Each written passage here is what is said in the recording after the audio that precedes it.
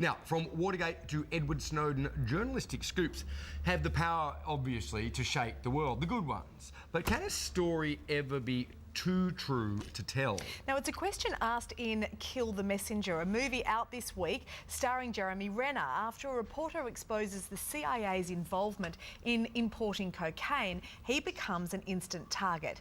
Our movie man, Jason Jabba Davis, joins us from Melbourne. G'day to you, Jabs. Good morning, guys. Now, unlike most films about journalism, which focuses on the scoop as it's happening, this is set sort of in the aftermath of a big scoop. Did you like it? Look, I loved it, Mon, and when we think of Jeremy Renner, we remember movies like The Hurt Locker and The Town, where he was fantastic, maybe less so Hansel and Gretel Witch Hunters.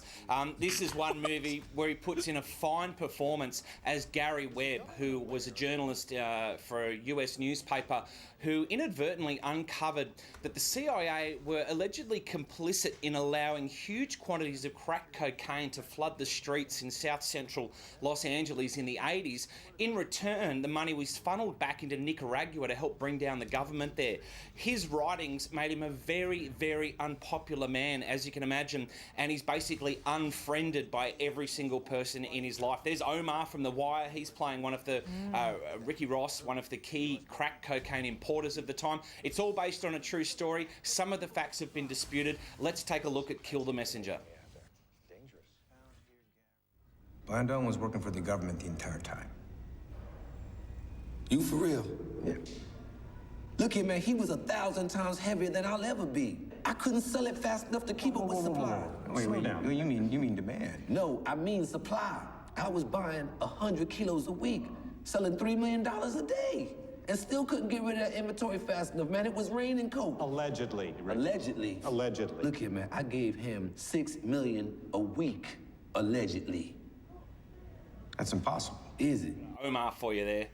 Kill the Messenger, 3.5 stars, a fascinating true story. Would have been great to see this maybe as a mini-series. And, of course, one of the faces from The Wire there. Another true story out this week and featuring another face from the celebrated TV series, the HBO series The Wire, Jimmy McNulty, who's the main lead in the first series of The Wire. Dominic West plays one of a small group of Londoners who in the early 80s formed the lesbian and gay group to support the miners, LGSM. This is an amazingly unconventional story about miners in Wales. They're striking under Thatcher's government. They've been striking for a year.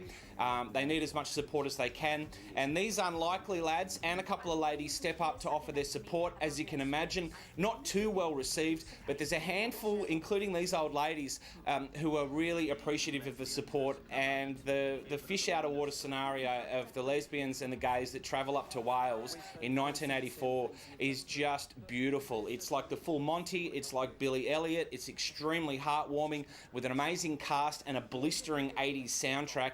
This is definitely one to catch. Jab, just quickly before we go, so what prompted the lesbian and gay community to come out so strongly in support of the miners? They felt that both groups had been picked on not just by the government but also by the mainstream media. They both felt they were both bullied, so they lent their support.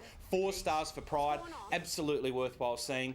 And quickly before we go, I can't not mention a movie called Maya the Bee Movie. It's an Aussie film with a huge cast including Jackie Weaver, Richard Roxburgh, Noah Taylor. Ruby watched this one for me and said it was excellent. I think she gave it about 94 stars. So this will get you through until school holidays. Love it, Jab. Thanks, guys. Next week, Interstellar. Massive, massive movie. Great. Look forward to it. Stella. See you then. Look forward to seeing you then. Thanks, Jabs. Stay with us. Weekend Sunrise. We'll be right back after this.